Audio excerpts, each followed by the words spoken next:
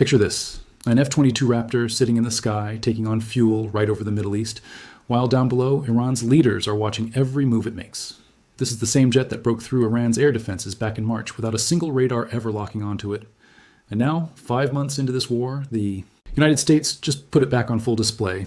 Not hiding it, not being quiet about it, but showing it off for the whole world to see. That's not an accident. That's a message. It's early August 2026, and something big just happened in the skies over the Middle East. U.S. Central Command posted footage of an F-22 Raptor refueling midair, right in the heart of the region where tensions with Iran have been boiling for months. This isn't just a routine flight. This is the U.S. military putting its most advanced fighter jet on display at the exact moment Iran's leaders are trying to figure out their next move. Here's why the timing matters. Just one day before this footage came out, the President of the United States stood in front of reporters and said something that isn't usually said out loud. He said Iran would get one last chance before what he called decapitation. Not a hint, not a threat wrapped in soft language. The actual word said plainly in a room full of cameras. When a president uses a word like that in public, it's not a slip of the tongue. It's meant to be heard, and it's meant to be heard in Tehran. At the same time, there's a strange contradiction playing out. Qatar says there are drafts of a peace deal floating around. The US president says there have been some talks, but Iran is denying all of it. They're saying there's no communication with the United States at all, and that they're only speaking with Oman. This kind of denial isn't new. It's part of a pattern.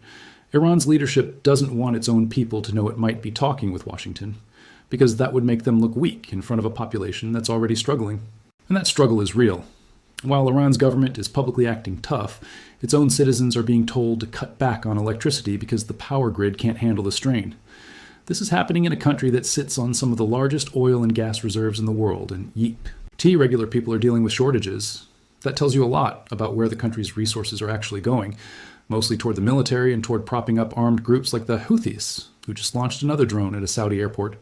So here's the bigger picture forming. On one side, you have Iran's leadership talking tough in public, denying any weakness and trying to control the story for their own people. On the other side, you have the United States quietly increasing pressure, not just with words, but by putting hardware like the F-22 on full display at the exact right moment. It's a move that says, we don't need to hide what we have, because you already know you can't stop it. That's exactly what this video is going to dig into. We're going to break down what the F-22 Raptor is actually capable of, why the US military chose to show it off right now, and what it means that Iranian radar systems still haven't been able to track it, even after months of trying. After that, we'll run through a quick roundup of a few other major military stories happening around the world right now because there's a lot moving at once. And to close things out, we'll connect the dots on what all of this really means for where this conflict is heading next. This isn't just a story about one fighter jet. It's a story about pressure, timing, and a government trying to project strength while its own foundation is starting to crack. Let's get into it. Here's something strange. A country that claims it's winning is also telling its own people to turn off their lights. Let's rewind a bit and look at how we got to this exact moment, because the pieces only make sense when you line them up in order. Back in March, US and Allied aircraft carried out a coordinated strike that took out major pieces of Iran's air defense system. Their S-300 batteries, their homemade Bavar 373 systems, the missiles they spent years bragging about as the answer to American stealth technology, all of it got knocked out or jammed within the first wave of attacks. That opened the door for everything that came after. Since then, this hasn't been a quiet standoff. It's been an active war, with strikes happening on and off for 5 months straight. Now fast forward to the last couple of weeks. Reports started surfacing that Qatar was helping put together the draft of some kind of agreement. Not a final deal, just early paperwork, the kind of thing that shows talks are moving somewhere. At the same time, the US president said publicly that some conversations had been happening. That's two separate sources pointing to the same thing.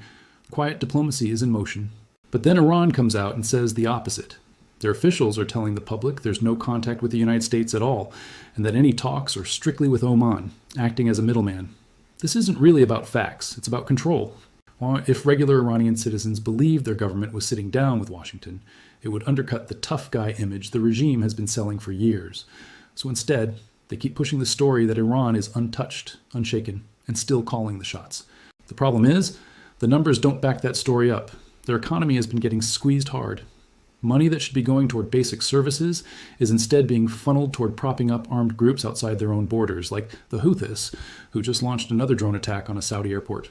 Meanwhile, shipping companies are so worried about the Red Sea that some tankers are now sailing all the way around the entire continent of Africa. just to avoid the risk. That's an enormous, expensive detour, and it shows how much trust has been lost in that region's safety. On top of that, Iran's own power grid is struggling so badly that citizens are being told to cut back on electricity use. This is happening in one of the most oil-rich countries on the planet. When a nation with that much natural energy wealth is telling its own people to ration electricity, that's not a sign of strength. That's a sign that resources are being pulled away from normal life and funneled somewhere else, most likely into the military and into propping up the war effort. So when you put all of this together, a clear picture starts to form. Iran's government is dealing with real internal pressure, a weakened economy, a strained power system, and a population that's being asked to sacrifice more and more. And yet publicly, their message hasn't changed. They still insist they're not talking to the US, they still claim to have full control of the region, and they still act like nothing has shifted since this war began. That gap between what's actually happening on the ground and what their leadership is telling the public is exactly why the timing of the F-22 display matters so much. The United States isn't just flying a plane around for no reason. It's putting its most advanced aircraft on full display at the exact moment Iran is trying to maintain an image of strength it can barely afford to keep up. That's not a coincidence. That's pressure, applied with precision. Here's a fact most people don't know. This jet has flown through 5 months of a war zone, and Iranian radar has never once managed to lock onto it. Not once. That alone tells you why the US chose this exact aircraft to put on display. The F-22 Raptor first entered service years before this conflict even started, and production actually stopped back in 2011. For a long time, that felt like old news, like a jet built for a threat that never fully showed up. But this war changed that completely. The F-22 has now been used in real combat situations, including in Iran, and it's proven itself in a way that no one really expected to matter this much, this late in its service life. What makes it different from most other fighter jets isn't just that it's stealthy, it's how it carries its weapons. Instead of hanging bombs and missiles on the outside of the aircraft the way older jets do, the F-22 tucks everything inside its body. That matters more than people realize, because the moment you attach a weapon to the outside of a plane, you create a shape that radar can bounce off of and detect. By keeping everything internal, the F-22 stays nearly invisible on radar screens, even while carrying real firepower like small precision-guided bombs. It also doesn't need to burn extra fuel to fly at high speed. Most fighter jets have to kick into a special power mode that burns through fuel fast just to break the sound barrier. The F-22 can do it without that extra push, which means it covers more distance, stays in the air longer, and shows up less clearly on heat. Tracking sensors. Add in aerial refueling support from tanker aircraft, and its range becomes even harder to predict, which is exactly the kind of uncertainty that makes an enemy nervous. Back in March, this combination of stealth and internal weapons let the F-22 go in first, ahead of everything else, and knock out Iran's most advanced missile defense systems, before those systems even knew what hit them. Since then, across 9 days of active conflict, Iran has fired dozens of surface-to-air missiles trying to bring one down. Every single one has failed to track it. That kind of track record isn't just impressive, it's the whole reason showing this jet off right now sends such a clear message.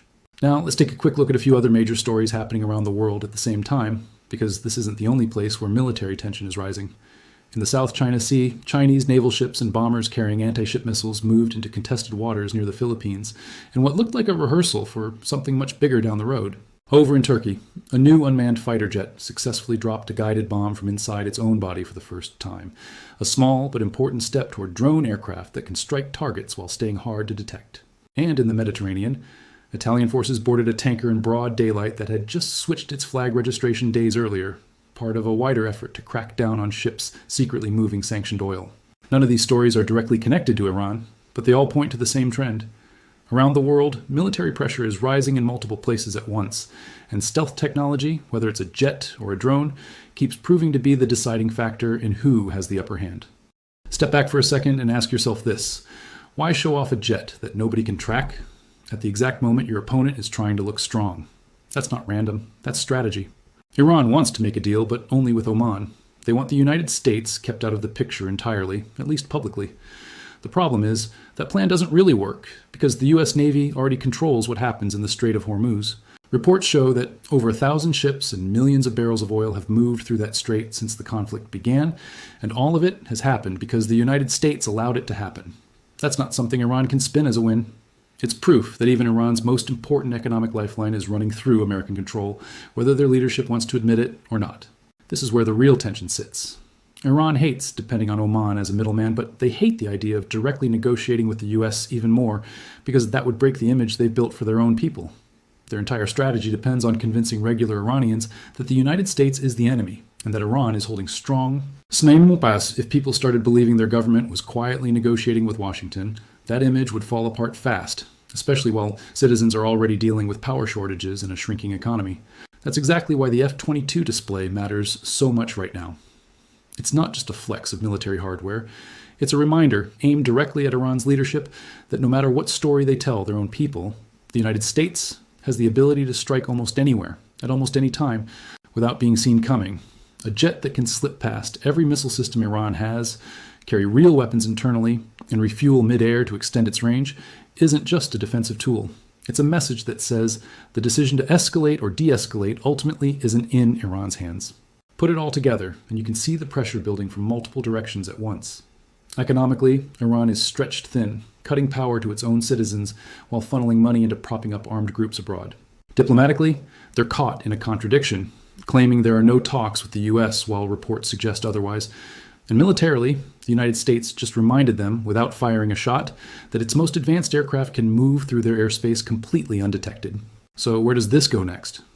If the pattern holds, expect more of the same. Public denials from Iran, quiet diplomatic movement behind the scenes, and the US continuing to apply pressure through shows of force rather than open declarations of war. The real question is how much longer Iran's leadership can keep telling their people one story while a very different reality plays out both inside their borders and in the skies above them. What do you think happens next? Does Iran eventually come to the table directly? Or does this standoff keep dragging out through back channels and displays like this one? Let me know what you think down in the comments. And if this kind of breakdown helps you make sense of what's actually happening in this conflict, stick around. There's a lot more of this coming. Thanks for watching, and I'll see you in the next one.